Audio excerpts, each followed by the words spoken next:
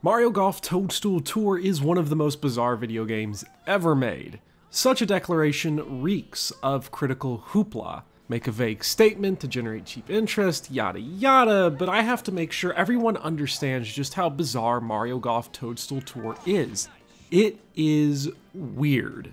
Released in 2003, Toadstool Tour is a shockingly realistic golf simulator, comparable to Tiger Woods' PGA Tour 2004. The only difference between these two games is that PGA Tour has you golfing on real courses, and Toadstool Tour puts you in lava pools. Okay, so I don't mean to derail the video this early, but while collecting footage, I realized that Tiger Woods' PGA Tour 2004 is its own rabbit hole that absolutely deserves to be broken down. But that'll have to wait for another time, but go check that wild game out if you haven't seen it before. It is crazy.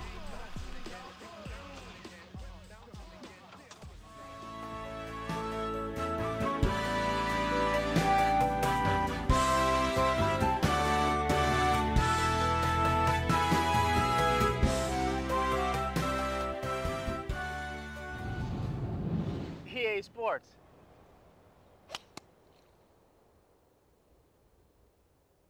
It's in the game. If you look beneath the lava pitch, chain chomps, and piranha plants, Mario Golf Toadstool Tour is a game obsessed with the minutiae of golf. This makes Toadstool Tour exceptional both as a Mario game and as a sports game. With the distant second of Toadstool Tour's Nintendo 64 precursor, Mario Golf, no other Mario game and no other mainstream sports game so effortlessly and earnestly melds realistic sports sim and cartoon aesthetics. Comparable to other Mario sports games from around its time, like Mario Superstar Baseball and Super Mario Strikers, the dedication towards golf realism is bold and creates an experience that demands patience and gentle precision that isn't present in the run and gun of other Mario sports games. I think Toadstool Tour is a masterpiece.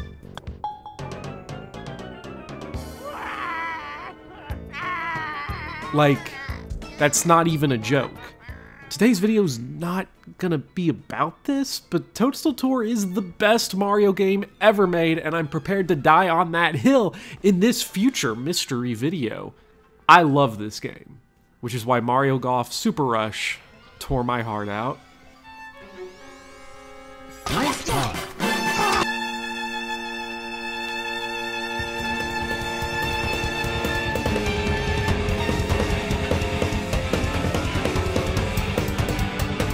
Super Rush has barely been released, and it has been a significant disappointment to my Toadstool Tour brainworms.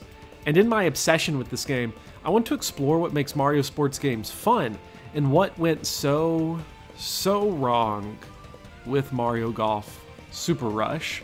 I hate to get my difference boner riled this early, but Mario Golf Super Golf has a serious case of sequel derangement syndrome. In trying to search for its own identity, it never actually breaks free. Bound by the shadow of Toadstool Tour, Super Rush is a game that wants to have the arcadey pick-up-and-play action of Mario Kart 8 or Mario Hoops 3-on-3, but just can't because it holds over too much of the golf sim from Toadstool Tour. The key to making a Mario sports game, or any other arcadey sports game like NBA Jam, NFL Blitz, or Golf Story work is a combination of simplicity and abstraction. The mechanics of the sport need to be simplified to be both immediately readable and easy to emulate. Baseball, for example, is a very complicated sport to play on a mechanical level. If you play a game of MLB The Show 19, sorry, this is the most recent version that I have, and you're pitching, here's what you need to do. Select a pitch from a list that's different for each pitcher, understand what each different pitch does, spot the pitch both vertically and horizontally, account for the vertical and horizontal movement that the pitch will have, press X to start the pitch, press X to select the power, press X again to time the release. That's 4 button presses and a stick move to throw one pitch. In Mario Superstar Baseball, here's how you throw a pitch. 1 button, tap A, and you've done it. There is, of course, much more going on in Mario Superstar Baseball. You can break pitches, throw it slow, throw it fast, adjust mound position, etc, etc, etc, but at the end of the day, the barrier to entry is low and the pace is fast. Despite this, it's still baseball. This might be a tree person pitching, but it's still baseball, albeit an abstraction. Even though the game does have more depth than what might first appear, it still keeps major actions simple. If you need to change your pitcher, it's as simple as opening a menu and switching players around. In MLB The Show 19, you need to go through a whole ordeal of going to your bullpen, warming guys up, and then switching. Mario Superstar Baseball throws big, explosive text on the screen, whereas MLB The Show expects that the player brings in some knowledge about how to read a baseball broadcast, as well as understand rosters, jargon, and more complex rules like pinch hitting and running. None of this is criticism of either game, just an illustration of what they do differently. Mario Superstar Baseball is arcade action, while MLB The Show is sim action. Different audiences, different purses, yada rada rada, and seeing how sim sports and arcade sports differ reveals that gray area that absolutely kills Mario Golf Super Golf. It has less sim elements than Toadstool Tour, yet is less readable. And it has more hurdles that new players need to understand to get a solid grip of the game than the other arcade-focused Mario sports games. And to be clear, this video is not a review of Mario Golf Super Rush. I won't be talking about the phoned-in story mode that disappoints compared to the unnecessarily good or more exciting single-player modes in other Mario sports games, the small and boring course selection, the lack of extra modes available in the game from 20 years ago, and no fun unlockables. I'm not going to mention any of that. None of it. I'm not going to do it. Toadstool Tour is a game that really wants the player to take their time, consider shots, and more or less demands that you learn its more complicated mechanics in order to unlock all the courses and characters. Super Rush has a much different goal. It wants you to play fast, loose, and aggressive. Toadstool Tour was built around complex, difficult courses that, especially in multiplayer, are meant to be played slowly and methodically. The game has minor RNG elements, but skilled play can essentially eliminate them. Super Rush is built around its speed golf mode, where you're meant to take shots fast, play offense against other players, and make risky plays at a constant pace. Since courses have to be physically traversable, the design of the holes are flatter, more simple, and on the surface, less mechanically demanding. Let's compare shot making in both Toadstool Tour and Super Rush. Here's a bad situation in Toadstool Tour. I'm stuck in the rough, and the path to the hole is blocked by these trees. I gotta get this hole back on track, and if possible, gain ground towards the green. This hole is on the first course of the game, so playing it safe is perfectly fine and will allow new players to still win the tournament. Playing risky is well worth it because sometimes you gotta play with style, and if you're playing against friends, you need every edge you can get. Michelangelo could sculpt with all these options. I can adjust the shot horizontally with the analog stick, vertically by changing clubs, quickly check the lie of where I'm shooting from and where the ball is landing. I can also experiment with the trajectory by making changes in power and spin. I can put backspin, topspin, super backspin, all that on the ball. By gliding the C-stick over the trajectory, I can check where the ball is going every step of the way. There is some RNG involved with every shot, especially from the rough. However, if I'm good enough, I can eliminate this RNG by taking manual shots that require an additional button press, allowing skill players to bypass the RNG.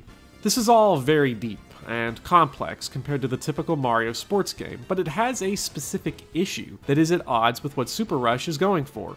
It's slow and arduous. Multiplayer in Toadstool Tour involves frequent downtime for players. It's common for there to be minutes between a player getting to take a shot, since the mechanics encourage finesse, and golf's turn order is based on distance from the hole rather than a consistent rotation. Super Rush doesn't want to be that. It wants to be Mario Hoops 3-on-3. The players are always in the action, blocking shots, stealing, dunking, hammering sick threes and alley-oops, so in a desire to create that atmosphere, Super Rush simplifies many of the mechanics of Toadstool Tour. Options for spin, shaping, and general trajectory sculpting have either been removed or been made less predictive. For example, if I want to shape a shot, I have to hold the left stick in the direction I want to bend the shot while shooting. I can't check how this will affect the shot ahead of time, I have to guesstimate and pray on the fly. Being forced to use intuition in this way can create miracle shots and melted wings, which is a blast during the blitzkrieg of speed golf. The game also gives few ways for the player to offset risk through skill. The more power and the worse the lie, the more variance shots begin to have in terms of slice and hook. In Toadstool Tour, skill could mitigate those risks, with the skill check becoming steeper the riskier the shot. Super Golf offers no such alleviation, and players are constantly subject to this RNG. In Super Golf, it is fine enough because the goal is to play fast and loose, RNG introduces chaos, and chaos, as displayed in Super Smash Bros., Mario Kart, and Mario Party, is a core theme of Mario multiplayer. And yeah, it's good. It lessens the influence of the skill gap and generates a raucous party environment. Throughout this video, I've consistently said that the simplifications between Toadstool Tour and Super Rush work insofar as they push the player to go, go, go at the breakneck pace of speed golf. Like I alluded to earlier, this is weighed down by a massive problem, which is that the game, clearly focused on speed golf and the Rocket League-inspired arena golf, doesn't fully embrace those modes in its overall design because it still retains the legacy of Toadstool Tour's sim design. As a result, the held-over sim aspects make the speed golfing more frustrating, and the new chaotic RNG aspects and lack of predictive tools make the standard golf modes more frustrating. Putting in speed golf is a boring affair because the broad strokes, perhaps this will work shots from the fairways and bunkers get replaced by the pinpoint precision of putting, which is tough because it breaks the flow and philosophy of speed golf, while also being frustrating in its own right because reading the break in a green, especially in longer putts, is eye strain central. Getting close and personal with the green was easily doable in Toadstool Tour, but isn't really possible in Super Rush. As an extension of that, some of the sim aspects that are still in Super Rush are worse than their counterparts in Toadstool Tour, making the standard golf mode less precise and more frustrating. The rangefinder is a particularly baffling decision. On one hand, it bizarrely makes the game both more realistic and faster paced. Take a quick peek of the lie that's ahead, and since there aren't many readable details, you kinda just need to take your shot based on scattered and dirty information. But the rangefinder has realism issues that make it clumsy during the speed golf. You have to press the R button to take it out, and then press the R button again to get a closer look. During the initial view, there is, for whatever reason, shaky cam. A perfectly reasonable feature of real life, but in the fast-paced Mario multiplayer game, not so much. It's made even worse by the only way to check ball pathing being the X button. So in order to check the flight path of the ball and the lie of the course, you have to press 4 buttons and survive shaky cam. This is up 3 from Toadstool Tour, where only 1 button, the C-stick, is needed to check trajectory, flight path, and course lie. 1 button. Somehow, the more party-focused Mario Golf game made the simplest actions in the sim-focused Mario Golf game more complicated. This leads us back to what the worst part of Super Rush is and teaches us everything that we need to know about making good party sports games. First, you need to abandon realism in favor of highlight spectacle. Mario Hoops 3-on-3 has an absurd scoring system where scores get out of hand fast. The actions are all the most viscerally appealing parts of basketball. Dunks, threes, alley-oops, rejections, steals.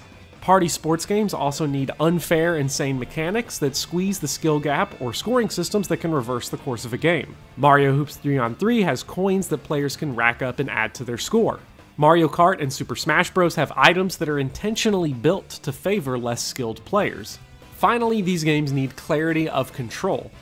Almost all actions in Mario Hoops are done with the D-pad and touchscreen.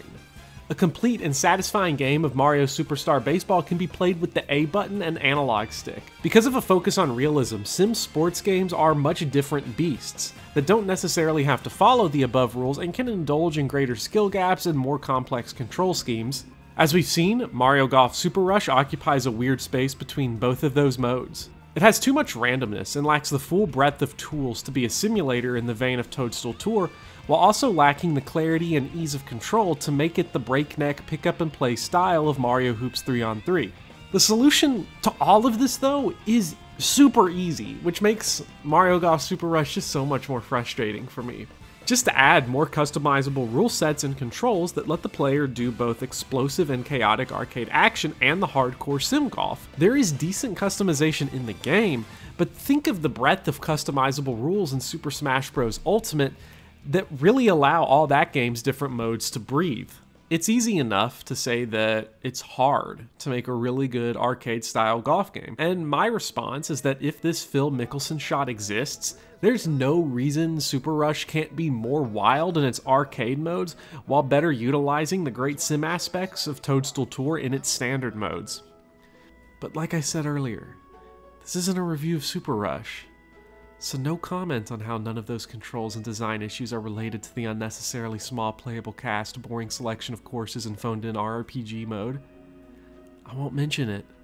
None of it. No.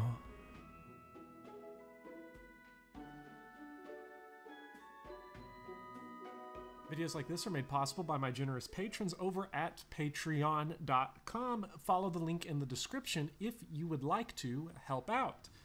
Becoming a patron gets you exclusive Discord benefits as well as early access to scripts and videos and exclusive merch.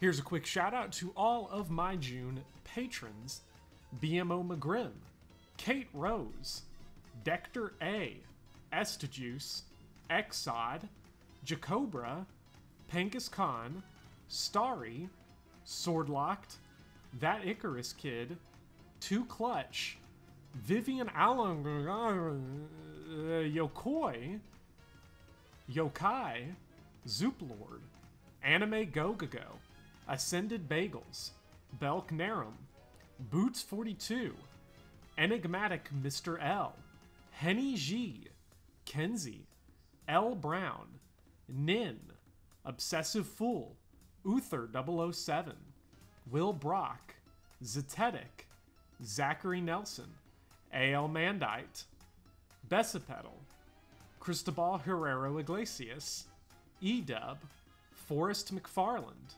Gilgamessed Up, Gob, Hayden Quigley Herrick, Logjam, Melissa G, Michael Kraus, Mozu Pog, Nathaniel Peters, Puzzle B, Xingshin, Quaros, Ruin, Sylvester, Stephanie Roman, Tarek, Tectonic Improv, William Clemens, Willem, Anita Jacinda, Anton Nielsen, Artur, Dabney, Danny Doyle, Danielle Kalaskis, Eltsin, Faye Nedius, Gawain, G-Merk, Jacob Rainish, Jameson, Jesse Burge, Lil Beats, Lucas DM, Liar Fan, M, Max, Moderation Dev, Naomi Isabel, Noah Federson, Noe, Numberwang, Rabbit Pixie, Reflectka, Rosenbud, Saren Lowell, Shup, Thomas G. Grow, T-Class 45, Tough Emily, Whooperfloss, and Zachary Parrish. Thank you all so much for your support.